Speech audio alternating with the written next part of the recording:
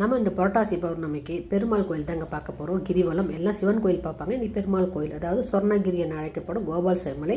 இது ஸ்ரீவில்லிபுத்தூர் ரோட்டில் இருக்குது. மதுரை டு ஸ்ரீவில்லிபுத்தூர் கல்லுப்பட்டி தாண்டி போவாங்க.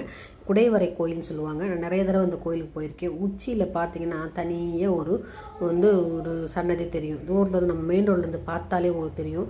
நிறைய சிற்பங்கள் ரொம்ப அருமையாக இருக்கும். அந்த காலத்து சுண்ணாம்பு பாறையால் ஆக்கப்பட்ட நிறைய மண்டபங்கள் இருக்கும். கீழே உங்களுக்கு பெருமாள் அனந்த சயனத்தில் இருப்பார், பூதேவி ஸ்ரீதேவியோட. இதே மேலே உங்களுக்கு பாமா ருக்மணியோட இருப்பார். பார்க்கவே அருமையாக இருக்கும். மேலே ஏறி போகிறது ரொம்ப த்ரில்லாக இருக்கும்.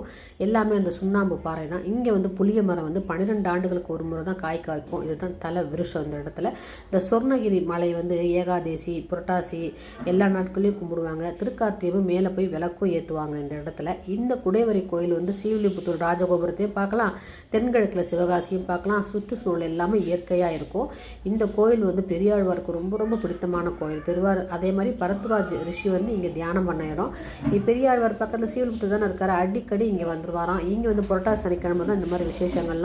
இங்கே புரட்டாசி சனிக்கிழமைனால திருவிழா கோலம் தான் அவ்வளோ அருமையாக இருக்கும். இந்த இடம் பக்கத்தில் சதுரகிரினால சதுரகிரியிலேருந்து கொண்டு வர குங்குளியங்கள் நிறைய இருக்கும். ஃப்ரெஷ்ஷாக இருக்கும். நம்ம நம்பிக்கையாக வாங்கலாம். அவ்வளோ வாசனையாக இருக்கும். நான் ஒவ்வொரு வாட்டியும் போகும்போதும் 1/4 கிலோ நான் குங்குளியம் வாங்கிட்டு வந்துடுவேன் எனக்காண்டி.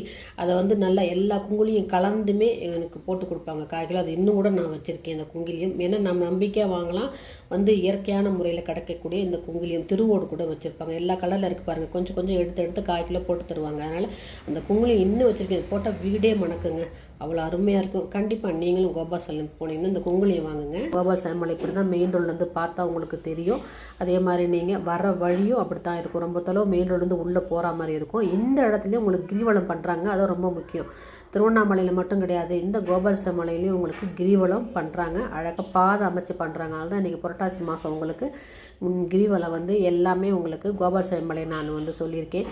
ஏன்னா நம்ம எப்போவுமே கிரிவலம்னா திருவண்ணாமலை தான். இந்த வாட்டி தான் புரட்டாசி மாதம் கிரிவலம் கோபால்சாமி மலை ஸ்ரீவில்லிபுத்தூர் ரோட்டில் இருக்குது. கோபால்சாமி மலை கீழே பெருமாள் இப்படித்தான் இருப்பார். அழகாக அதுவும் மண் சிற்பங்களால் ஆன கருவறை மாதிரி கருவறை ரொம்ப அழகாக இருக்கும். அந்த கருவறை சீதேவி பூதியோடு இருப்பாங்க. அது மேலே பாமா ருக்மணியோடு இருப்பாங்க. மெயின் ரோடு கொஞ்சம் தூரம் உள்ளே 1 கிலோமீட்டர் நம்ம போகணும். போனால் தான் நான் பார்க்க முடியும். கண்டிப்பாக நீங்கள் கிரிவலம் பண்ணிட்டு வாங்க. அந்த புரட்டாசி சனிக்கிழமை நம்ம கிரிவலம் பண்ணலாம். நாங்கள் போகும்போது பார்த்து இப்படி தான் இருந்துச்சு. இப்போலாம் ரொம்ப அருமையாக போட்டாங்க. இதெல்லாம் நாங்கள் ஒரு 10 வருஷத்துக்கு முன்னாடி போனது. இப்போ அப்படி கிடையாது. இப்போ நல்லா அழகாக கிரிவலத்துக்கு பாதையே அமைச்சிட்டாங்க. அதனால் கண்டிப்பாக நீங்கள் கோபால்சாமி மலைக்கு போங்க. இன்றைக்கி நம்ம புரட்டாசி பௌர்ணமினால் இன்றைக்கி நம்ம கோபால்சாமி மலையை தரிசனம் பண்ணியிருக்கோம்.